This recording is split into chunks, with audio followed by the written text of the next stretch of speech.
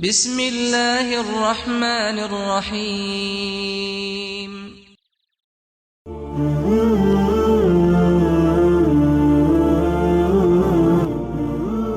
جریری نے بیان کیا ان سے عبد الرحمن بن ابی بکرہ نے، اور ان سے ان کے باپ نے بیان کیا کہ رسول اللہ صلی اللہ علیہ وسلم نے فرمایا، کیا میں تم لوگوں کو سب سے بڑے گناہ نہ بتاؤں؟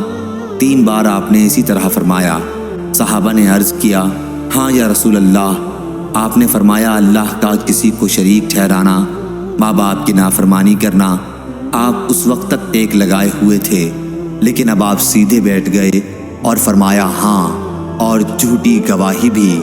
انہوں نے بیان کیا کہ حضرت صلی اللہ علیہ وسلم نے اس جملے کو اتنی مرتبہ دہرایا کہ ہم کہنے لگے، کاش آپ خاموش ہو جاتے۔